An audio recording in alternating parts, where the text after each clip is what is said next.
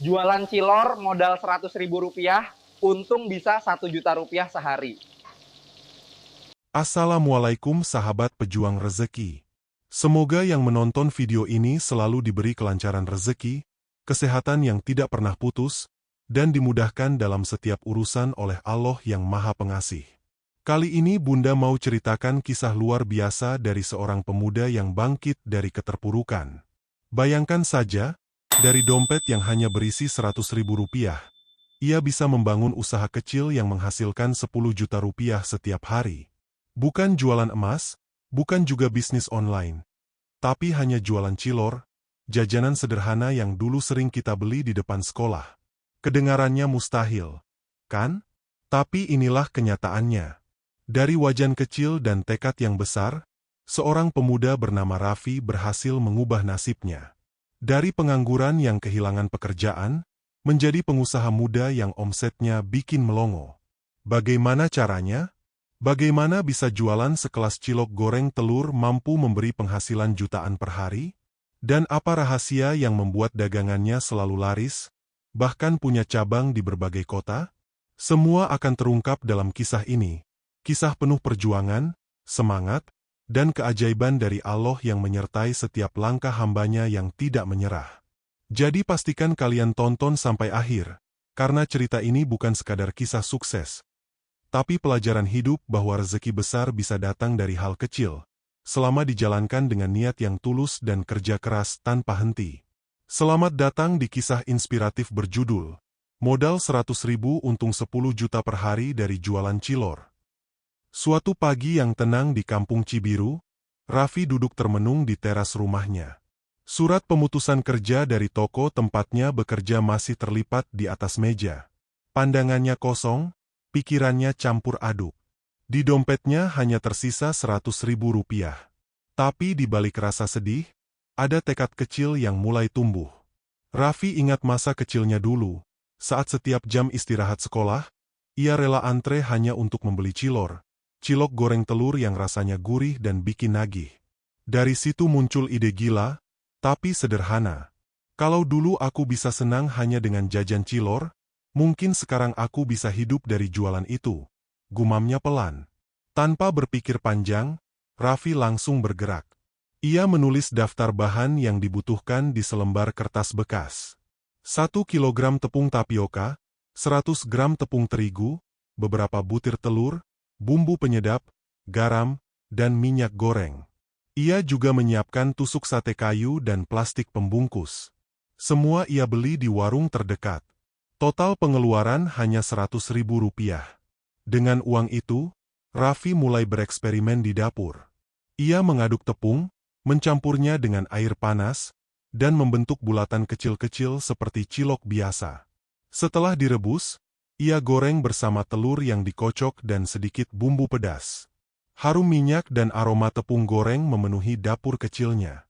Raffi mencicipi satu tusuk, lalu tersenyum puas. Rasanya enak, gurih, renyah di luar, lembut di dalam, dan pedasnya pas. Ia tahu, ini bisa jadi awal dari sesuatu yang besar. Esoknya, ia membawa wajan, kompor kecil, dan adonan cilor ke depan sekolah dasar di ujung kampung. Awalnya, hanya beberapa anak yang mendekat, penasaran dengan aroma menggoda itu. Tapi ketika satu anak mencoba dan memanggil temannya, kerumunan pun mulai terbentuk. Dalam waktu kurang dari 1 jam, dagangannya habis terjual. Hari itu, Raffi mendapatkan keuntungan kecil, tapi rasa bahagia yang besar. Ia pulang dengan hati penuh syukur. Ternyata, Allah memang tidak akan membiarkan hambanya yang mau berusaha. Ucapnya lirih sambil menatap langit sore. Dan disitulah kisah suksesnya dimulai. Dari dapur sederhana, wajan kecil, dan semangat yang tidak mau padam. Setelah hari pertama sukses, Raffi mulai berpikir bagaimana caranya membuat rasa cilornya lebih unik dibanding pedagang lain. Ia tahu, di luar sana sudah banyak penjual cilor, tapi kebanyakan rasanya biasa saja. Ia ingin menciptakan versi yang benar-benar istimewa, sehingga orang datang bukan karena lapar, tapi karena rindu rasanya. Malam itu, ia menyalakan kompor kecilnya. Di meja dapur, Sudah tersusun bahan-bahan sederhana yang akan menjadi kunci kesuksesan. 1 kilogram tepung tapioka dicampur dengan 100 gram tepung terigu, setengah sendok garam, setengah sendok kaldu bubuk, dan air panas secukupnya. Ia uleni hingga adonan kalis, tidak terlalu lembek, tapi juga tidak keras. Setelah dibentuk menjadi bulatan kecil, Raffi merebusnya sampai mengapung. Itu tanda ciloknya sudah matang sempurna. Setelah tiris, ia celupkan ke kocokan telur dengan tambahan bumbu halus dari bawang putih, cabai, dan sedikit daun jeruk yang digiling halus. Aroma segar daun jeruk itu langsung memberi sentuhan khas yang membedakan dagangannya. Ketika cilok goreng itu mulai matang, warna kuning keemasan muncul dengan suara renyah di wajan. Raffi menaburkan bubuk balado dan keju di atasnya. Saat dicicipi, rasanya luar biasa. Gurih, pedas, wangi, dan bikin nagih. Ia memberi nama dagangannya Cilor Viral Raffi, gurihnya bikin ketagihan. Untuk varian rasa, ia buat 3 jenis. Pedas daun jeruk, keju gurih, dan balado manis. Ketiganya jadi favorit anak-anak dan remaja yang lewat depan sekolah. Raffi juga memperhatikan tampilan jualannya. Ia tahu, mata adalah pintu pertama sebelum lidah. Maka ia menyiapkan banner warna cerah bertuliskan, Cilor Viral 2000-an aja. Lengkap dengan gambar kartun lucu dan asap gorengan yang seolah keluar dari banner. Di hari berikutnya, Raffi membawa 100 tusuk cilor. Tak disangka, semuanya laku hanya dalam waktu 2 jam. Ia pulang membawa keuntungan bersih sekitar Rp80.000. Angka yang tampak kecil, tapi dari situ Raffi belajar bahwa yang penting bukan seberapa besar untung hari ini, tapi seberapa cepat pembeli kembali lagi besok. Ia terus bereksperimen, mencari rasa paling disukai anak-anak sekolah dan mahasiswa. Dari percobaan itu, lahirlah bumbu khas rahasia yang hanya Raffi yang tahu racikannya. Dan dari situlah, aroma khas cilor buatannya mulai terkenal di kampung. Orang-orang mulai memanggilnya Raffi Cilor. Malam itu, ia kembali menatap kompor yang masih panas. Hatinya berbisik, inilah jalan rezeki yang Allah tunjukkan. Setelah tahu rasa yang disukai pembeli, kini Raffi mulai menghitung dengan teliti berapa modal yang benar-benar dibutuhkan agar usahanya bisa berputar setiap hari tanpa rugi. Ia sadar, kunci kesuksesan bukan hanya rasa, tapi juga manajemen modal yang rapi. Raffi menuliskan di buku catatan kecilnya. Untuk produksi awal, ia hitung bahan-bahan seperti ini. Tepung tapioka 1 kg, harga Rp10.000. Tepung terigu 100 gram, Rp1.000. Telur ayam 10 butir, Rp25.000. Minyak goreng 1 liter, Rp20.000. Bumbu halus seperti bawang putih, cabai, daun jeruk, dan garam, total Rp10.000. Tusuk sate dan plastik pembungkus, Rp5.000. Gas dan minyak tambahan, Rp5.000. Total keseluruhan modal hanya Rp100.000. Dari modal sekecil itu, Raffi bisa menghasilkan sekitar 200 tusuk cilor siap jual. Setiap tusuk ia jual Rp2.000. Jika semuanya habis, ia mendapatkan omset Rp400.000 per hari. Dikurangi bahan baku Rp100.000, masih tersisa keuntungan bersih Rp300.000 di hari pertama. Tapi keuntungan itu tidak langsung ia habiskan. Sebaliknya, Raffi menyisihkan Rp200.000 untuk modal esok hari, dan Rp100.000 untuk kebutuhan rumah. Dengan begitu, usahanya tetap bisa berputar tanpa terganggu. Namun, yang membuat Raffi berbeda adalah strategi cerdasnya. Ia tidak hanya menunggu pembeli lewat, tapi menjemput rezeki. Setiap pagi, ia berpindah lokasi, kadang depan sekolah, kadang depan minimarket, kadang di taman sore tempat anak muda nongkrong. Ia juga mulai menawarkan pesanan via chat ke ibu-ibu komplek dan acara ulang tahun. Untuk menarik perhatian, ia juga membuat video pendek jualan cilor di ponselnya dan mengunggah ke media sosial. Tak disangka, videonya ditonton ribuan kali. Banyak komentar yang penasaran ingin mencoba cilor racikannya. Dari situ, ia mulai mendapat pesanan dari luar kampung, bahkan ada yang pesan untuk dijual ulang. Modal 100.000 itu kini mulai berkembang.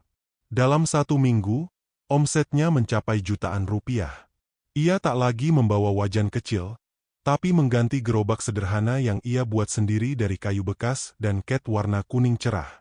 Di depannya terpampang tulisan besar, "Cilor Viral Raffi, rasa gurih tak tertandingi." Setiap kali melihat antrean panjang di depan gerobaknya, Raffi hanya bisa tersenyum. Dalam hati ia berbisik, inilah bukti kalau keajaiban bisa datang dari niat dan usaha. Hari-hari terus berjalan, dan nama Cilor Viral Raffi mulai dikenal banyak orang. Tapi Raffi tidak ingin berhenti di situ saja. Ia sadar, kalau mau bertahan lama, jualan cilor tidak bisa hanya mengandalkan rasa. Harus punya identitas, harus punya brand. Sesuatu yang melekat di ingatan pembeli. Malam itu, Raffi menggambar di buku kecilnya. Ia menulis huruf besar bertuliskan, "Cilor Viral Raffi, gurihnya bikin nagih." Ia membayangkan logo sederhana dengan gambar tusuk cilor yang sedang mengepul hangat. Ia mencetak banner baru dengan warna kuning terang dan merah menyala agar mudah terlihat dari jauh. Tak lupa, ia menambahkan tulisan kecil di bawahnya. Modal 100.000, rasa bintang 5. Langkah kecil itu ternyata memberi dampak besar. Anak-anak sekolah mulai mengingat nama dagangannya. Bahkan guru-guru ikut memesan karena penasaran. Banyak pelanggan yang merekam saat ia menggoreng cilor dengan gaya cepat dan lucu, lalu mengunggahnya ke media sosial. Tanpa disadari, brand Cilor Viral Raffi mulai dikenal luas di berbagai daerah. Raffi juga memperhatikan pelayanan. Ia belajar menyapa pembeli dengan ramah. Setiap kali anak-anak datang, ia menyambut dengan senyum dan sapaan lucu. "Yang pedes banget atau yang keju nih?" candanya. Cara itu membuat suasana jualan terasa hangat dan menyenangkan. Untuk menjaga kualitas, Raffi membuat sistem sederhana. Setiap pagi ia menyiapkan adonan segar, memastikan minyak selalu baru, dan membersihkan alat masak sebelum mulai jualan. Ia juga mulai melatih adiknya untuk membantu di dapur. Dari yang semula 1 orang, kini usahanya menjadi tim kecil. Dalam sebulan, omsetnya melonjak hingga 10 juta rupiah per hari, terutama saat ada acara sekolah, festival kuliner, dan pesanan partai besar. Ia bahkan mendapat tawaran dari beberapa pedagang untuk menjadi reseller. Dengan menjual bahan mentah dan bumbu racikan khas, Raffi tidak hanya untung dari gerobak, tapi juga dari distribusi bahan. Ia tahu, ini baru permulaan. Kalau aku bisa membangun kepercayaan dari rasa dan pelayanan, maka rezeki akan datang dengan sendirinya, ucapnya sambil menatap banner dagangannya yang berkibar di bawah sinar matahari sore. Kini, Cilor Viral Raffi bukan lagi sekadar jajanan pinggir jalan, tapi sudah jadi brand lokal yang menghasilkan jutaan rupiah setiap hari. Dan semua itu berawal dari keberanian seorang pemuda yang tidak menyerah pada keadaan. Setelah memiliki cita rasa yang kuat dan brand yang dikenal banyak orang, kini tantangan Raffi adalah bagaimana membuat jualannya tetap ramai setiap hari. Ia menyadari, pembeli tidak hanya datang karena lapar, tapi juga karena penasaran dan ikut tren. Maka dari itu, ia mulai belajar cara promosi yang efektif, meski dengan modal terbatas. Raffi memanfaatkan apa yang ia punya, yaitu ponsel dan kreativitas. Setiap kali menggoreng cilor, ia merekam prosesnya dengan gaya khas yang lucu dan ekspresif. Kadang ia menirukan gaya pedagang Jepang saat menyajikan takoyaki, kadang bergaya seperti koki profesional. Videonya sederhana, tapi menghibur. Ia mengunggah video-video itu ke media sosial, lalu memberi judul menarik seperti, "Modal 100.000, bisa jual 1.000 tusuk per hari." Atau, "Cilor rasa keju meleleh, bikin nagih." Dalam waktu singkat, videonya viral. Banyak orang penasaran dan datang langsung untuk mencicipi. Selain promosi online, Raffi juga membuat cara promosi lapangan yang jitu. Ia menempelkan stiker kecil bertuliskan, "Cilor Viral Raffi, rasa gurih tak tertandingi," di sekitar sekolah, taman, dan warung kopi. Ia juga menyiapkan kartu kecil yang berisi promo, beli 5 gratis 1. Strategi kecil itu membuat pembeli datang kembali. Tak hanya itu, Raffi juga menjaga hubungan dengan pelanggan. Ia selalu membalas pesan-pesanan dengan ramah dan cepat. Kadang ia memberi bonus 1 tusuk untuk pelanggan yang sudah sering beli. Dari situ, kepercayaan terbentuk. Dalam waktu 2 bulan, akun media sosialnya sudah punya ribuan pengikut. Banyak yang meminta resep, ada yang minta dikirim bahan, bahkan ada yang ingin jadi mitra jualan di kota lain. Melihat peluang itu, Raffi mulai menyiapkan paket kemitraan sederhana. Ia menjual bahan setengah jadi beserta bumbu rahasia dalam kemasan plastik, lengkap dengan petunjuk masaknya. Setiap hari, ratusan pesan masuk melalui ponselnya. Pesanan datang dari berbagai daerah, mulai dari Bandung, Garut, hingga Surabaya. Dalam 1 hari, Raffi bisa menjual ribuan tusuk, baik langsung maupun lewat reseller. Kini, bukan hanya gerobaknya yang ramai, tapi juga bisnisnya yang berkembang luas. Raffi sadar, promosi bukan sekadar soal menjual, tapi tentang bagaimana membuat orang merasakan semangat dan ketulusan di balik setiap tusuk cilor yang ia goreng. Ia menatap antrean panjang di depan gerobaknya dan tersenyum lega. Ternyata benar, bisiknya pelan, jika dijalankan dengan sungguh-sungguh, usaha kecil pun bisa menghidupi banyak orang. Semua karena izin dan kehendak Allah.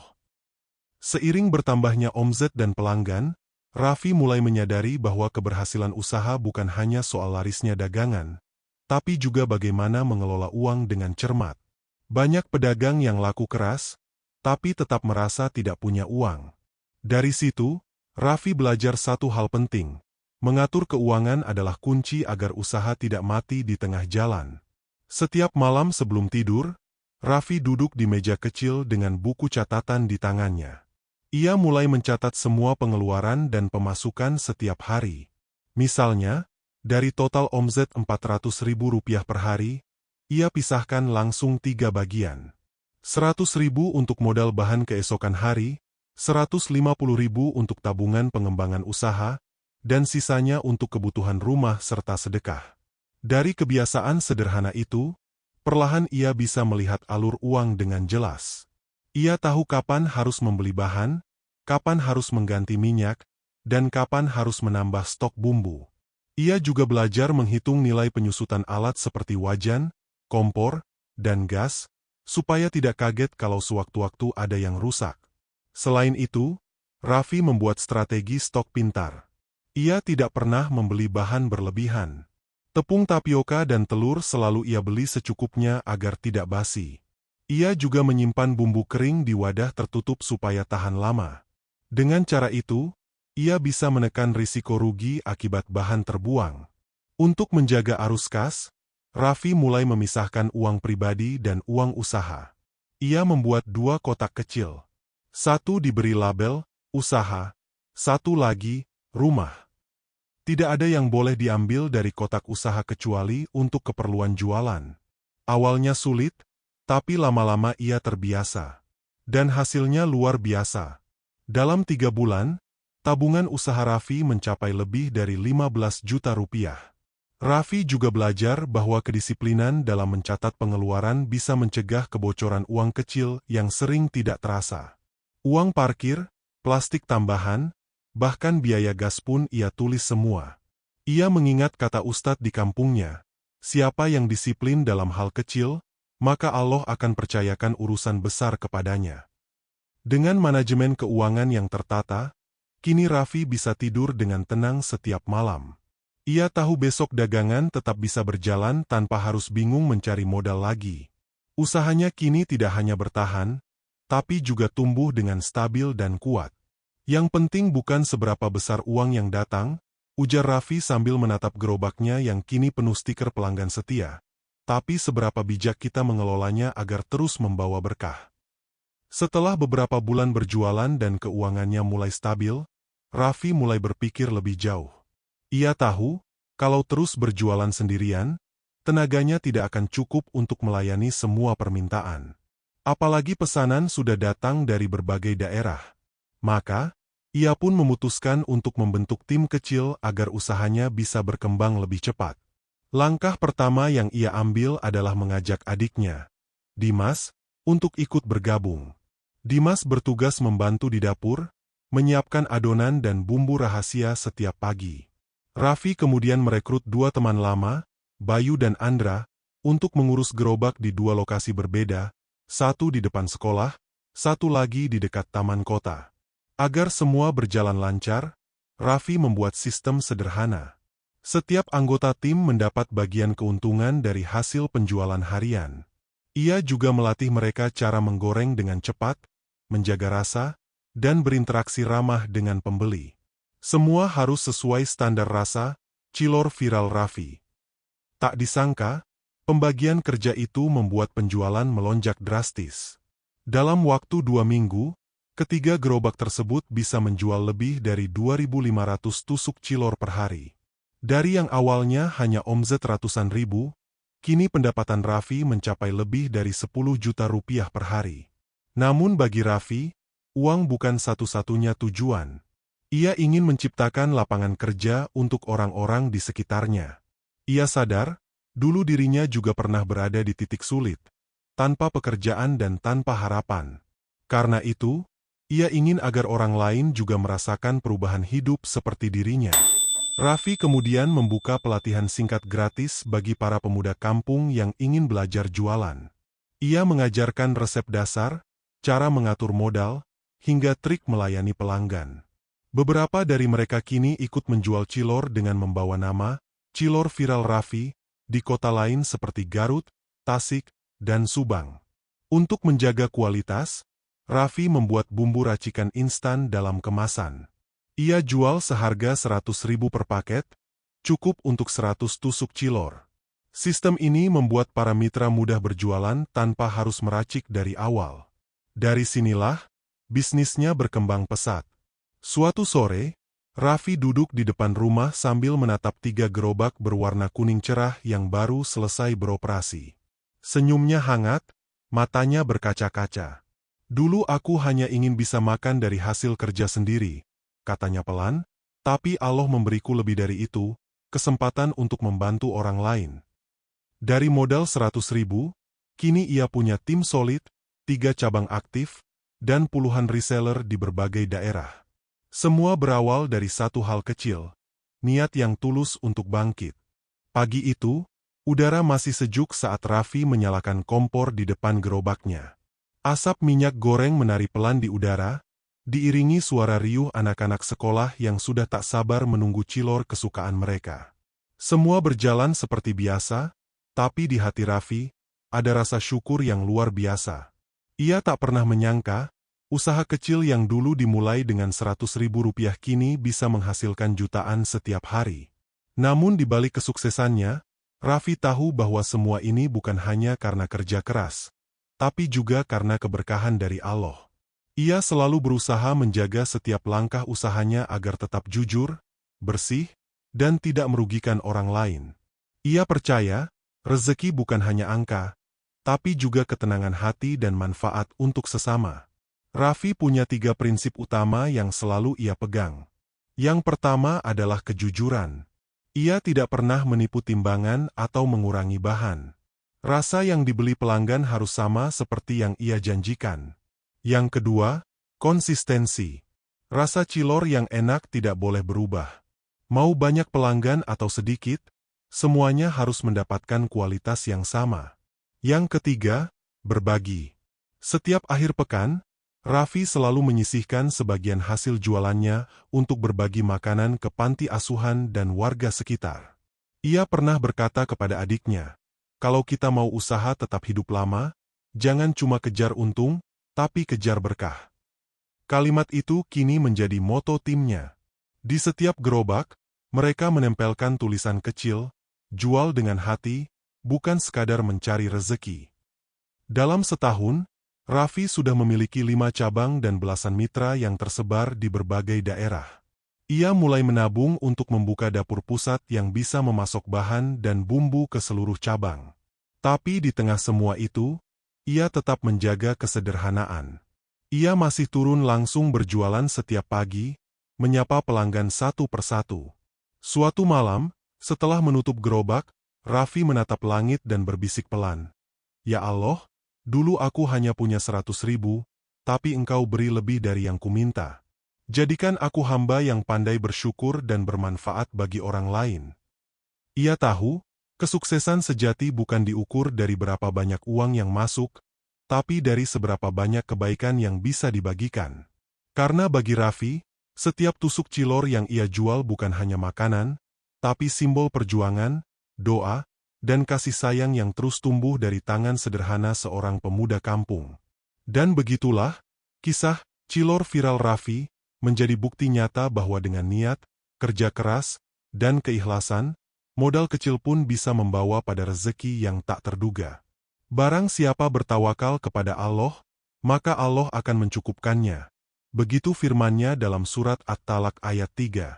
Raffi tersenyum sambil memejamkan mata. Dalam hatinya, ia yakin, selama niatnya baik, usahanya akan selalu diberkahi.